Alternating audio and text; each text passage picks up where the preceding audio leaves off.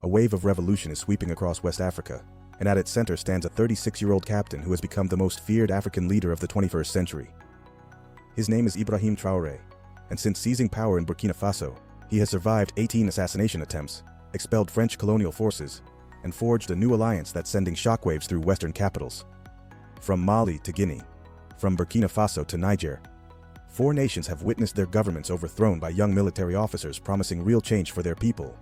But it's Traoré's Burkina Faso that has emerged as the epicenter of this anti-colonial revolution, inspiring millions across Africa and causing sleepless nights for Western leaders who have grown accustomed to African compliance. Today, we're diving deep into the extraordinary story of how an unknown soldier became the most influential revolutionary leader since Thomas Sankara, and why powerful forces are desperately trying to eliminate him. To understand Ibrahim Traoré's revolutionary fervor, we must first journey back to 1960, when the Republic of Upper Volta, now Burkina Faso, gained its independence from France. Like many African nations emerging from colonial rule, Upper Volta's independence was more ceremonial than substantive. The French had brutally subjugated this region since the late 19th century, and they weren't about to let true freedom flourish. Maurice Yameogo became the country's first president, but his administration remained thoroughly dependent on French advisors who held key positions in both military and civilian governance. This neo-colonial arrangement sparked immediate criticism from citizens who had hoped independence would bring genuine sovereignty. Instead, Yameogo established a one-party state, jailed critics, and appointed relatives to government positions while embarking on lavish spending sprees that mocked the widespread poverty surrounding him. By 1965, nationwide strikes erupted as unions protested wage cuts and the elimination of subsidies. The government's response was predictably authoritarian, declaring a state of emergency while mass protests continued to rock the nation. This instability provided the perfect opportunity for Lieutenant Colonel Sangoulé Lamizana to seize power on January 3, 1966, forcing Yameogo's resignation and establishing a pattern of military intervention that would define the country's political landscape for decades. Lamizana's coup was initially welcomed by citizens exhausted by Yameogo's failures, but hope quickly turned to disappointment. The new military leader proved no different from his predecessor, consolidating power through authoritarian means while banning political parties. However, Lamizana did make one decision that would prove historically significant. He established the country's first military academy in Ouagadougou, offering full scholarships to promising young students. Among those selected was a brilliant young man named Thomas Sankara, whose revolutionary ideas would eventually transform not just Burkina Faso, but inspire an entire generation of African leaders, including a future captain named Ibrahim Traoré. Thomas Sankara emerged from the military academy with a revolutionary vision that would transform Upper Volta. After rising through various administrations, he was brought to power by allies on August 4, 1983, at just 33 years old. Sankara renamed the country Burkina Faso, Land of Upright People, and launched transformative reforms emphasizing self-reliance and social justice. His administration achieved a 75% increase in cereal production, launched massive vaccination and literacy campaigns, and advanced women's rights while requiring all officials to disclose their finances publicly. Most significantly, he refused foreign aid with strings attached and rejected IMF assistance, earning enemies among Western powers and their African allies. Sankara's revolutionary program was gaining momentum both domestically and internationally, inspiring young Africans across the continent who yearned for honest, committed leadership. But his success also made him a target. France, Côte d'Ivoire, and other powers began cultivating opposition within his own government, eventually turning his closest ally, Blaise Compaoré, against him. On October 15, 1987, Compaoré staged a brutal coup that resulted in Sankara's assassination, along with 12 members of his council. The official justification, that Sankara was jeopardizing foreign relations, couldn't mask the real motivation: eliminating a leader who threatened Western economic interests across Africa. The continent mourned. Thousands of Burkinabè wept at Sankara's gravesite, while his surviving comrades faced imprisonment, torture, or exile. Compaoré's regime systematically dismantled every gain Sankara had achieved, restored relations with France and Côte d'Ivoire, and opened the country to International Monetary Fund structural adjustment programs that impoverished the population. But revolutions aren't killed with bullets. They're reborn in new generations. 5 months after Sankara's assassination, on March 14, 1988, Ibrahim Traoré was born in the village of Kera, Muhun province. He would grow up witnessing the destruction of Sankara's legacy and the return of foreign domination that his predecessor had fought so hard to eliminate. Ibrahim Traoré's childhood unfolded during the darkest period of Burkina Faso's post-independence history. Blaise Compaoré's 27-year dictatorship systematically reversed every progressive policy Sankara had implemented, while enriching himself and his cronies through corruption and foreign partnerships that drained the country's resources. As Traoré implemented IMF structural adjustment programs throughout the 1990s, ordinary Burkinabè faced rising unemployment, increasing poverty, and declining public services. The president's economic policies prioritized foreign investors over local development, leading to mass layoffs and spiraling living costs that pushed millions deeper into poverty. By 2008, when Traoré was 20 years old, spiraling food and fuel prices triggered riots and looting in Ouagadougou and other cities. The young man witnessed firsthand how foreign economic policies could devastate African communities while enriching distant powers and their local collaborators. It was against this backdrop that Traoré enlisted in the Burkina Faso army in 2009, seeking to serve his country during increasingly difficult times. His training at the Georges Namoano Military Academy in Pau was followed by specialized instruction in Morocco, where he studied anti-aircraft warfare before being assigned to an infantry unit in Kaya, a strategic town in the country's volatile north. Traoré's military service coincided with escalating political crisis, as Traoré faced the most serious challenges to his rule. In 2011, the convergence of student protests over police brutality, military mutinies over unpaid wages, and civilian unrest over economic hardship created a perfect storm that briefly forced the dictator to flee the capital.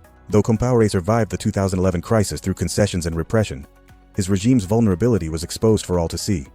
For the first time in decades, Burkinabè openly discussed the possibility of political change, planting seeds that would eventually bloom into revolution. By 2014, Traoré's attempt to remove presidential term limits sparked the uprising that finally ended his reign. When legislators convened to pass the controversial amendment, massive protests led by civil society groups stormed parliament and set it ablaze. The dramatic scenes of government buildings and state TV stations being ransacked by angry citizens marked the end of an era. Traoré's resignation and flight from the country on October 31, 2014, was hailed as a new dawn for Burkina Faso. However, the transition that followed failed to address the fundamental problems plaguing the nation.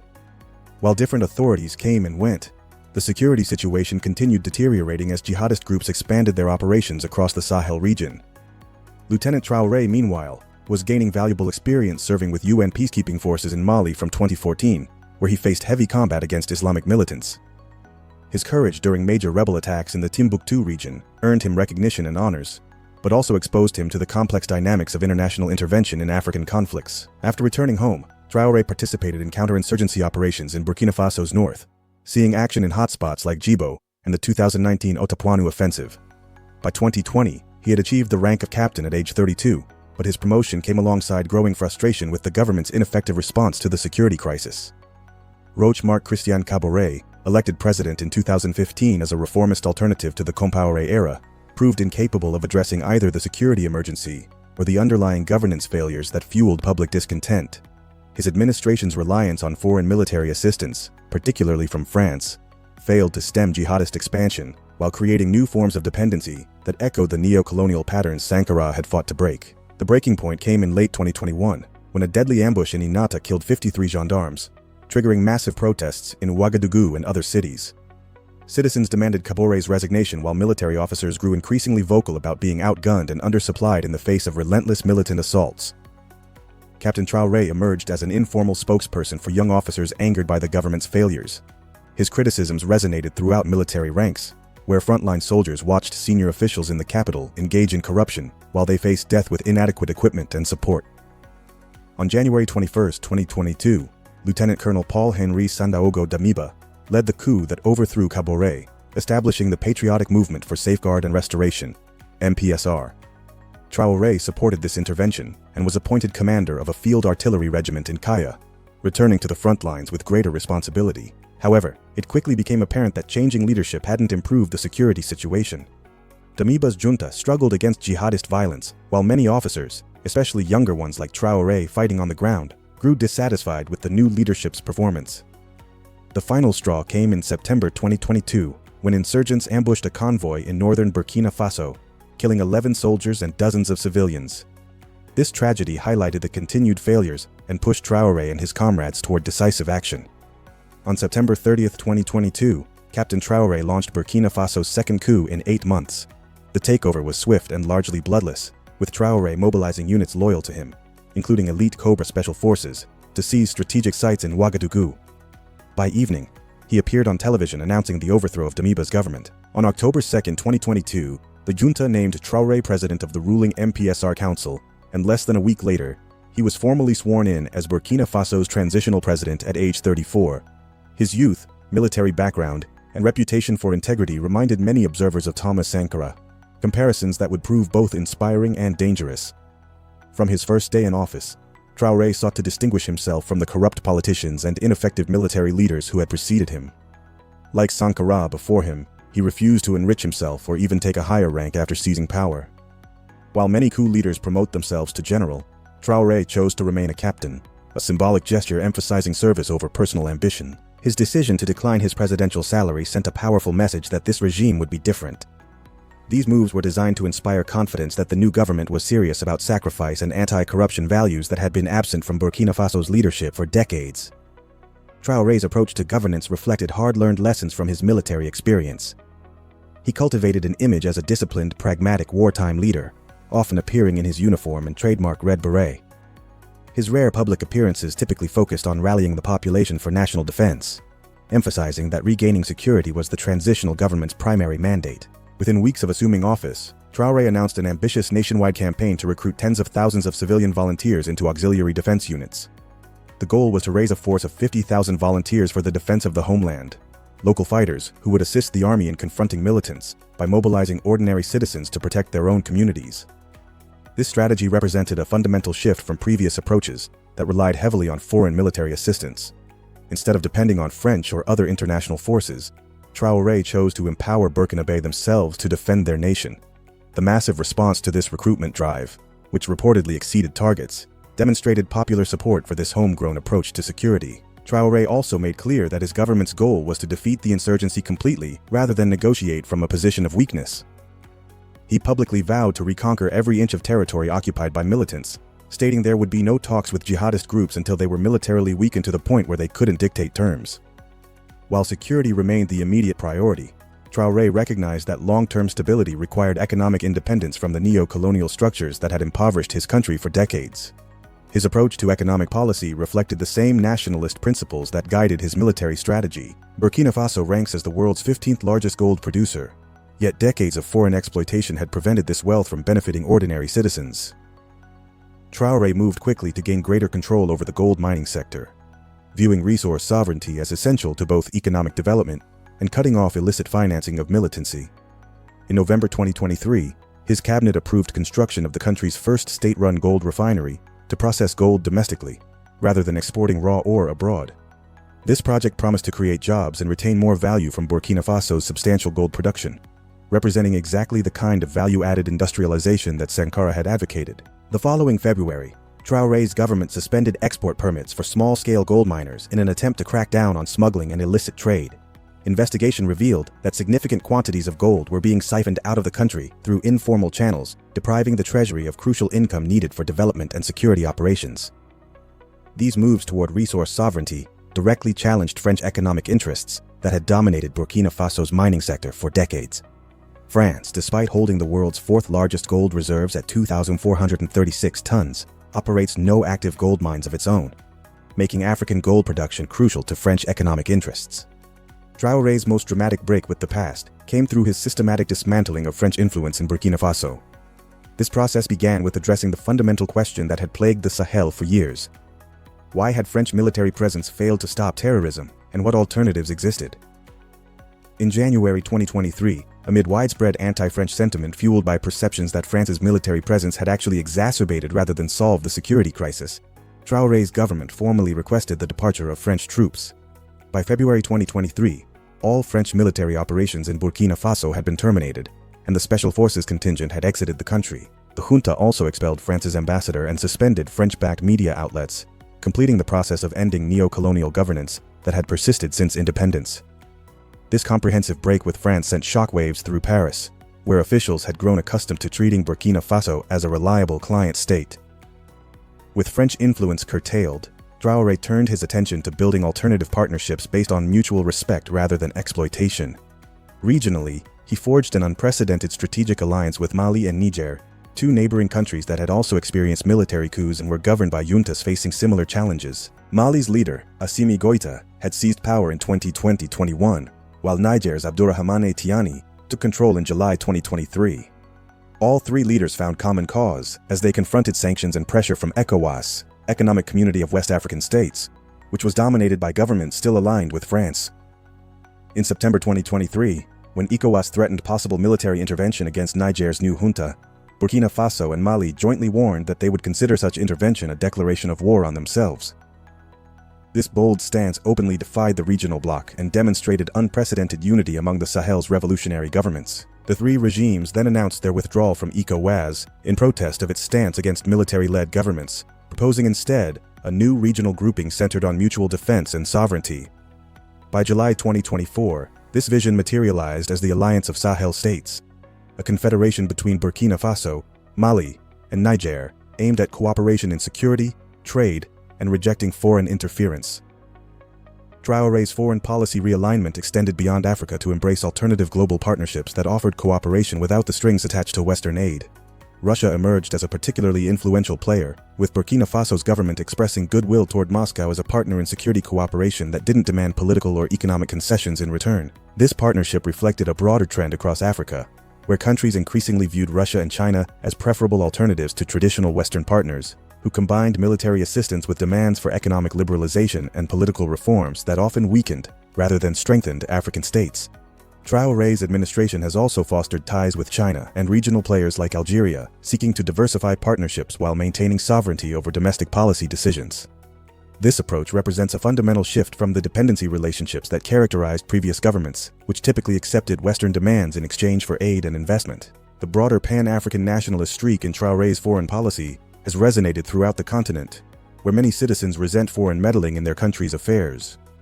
His government frequently emphasizes themes of self-determination, non-interference by outside powers, and African solidarity, messages that have won admiration among segments of African public opinion, tired of neo-colonial exploitation. The transformation of Burkina Faso under Traoré's leadership has not gone unnoticed by the Western powers and their allies, who benefited from the previous system of exploitation. Since assuming power, Traoré has reportedly survived 18 assassination attempts, clear evidence that powerful interests view his revolutionary program as an existential threat to their African operations. These assassination attempts reflect the same pattern that eliminated Thomas Sankara and other African leaders who challenged neo-colonial structures. The frequency and sophistication of these plots suggest coordination by intelligence services with the resources and motivation to eliminate threats to Western economic interests. Relations with the United States and European Union have predictably cooled, though not completely broken.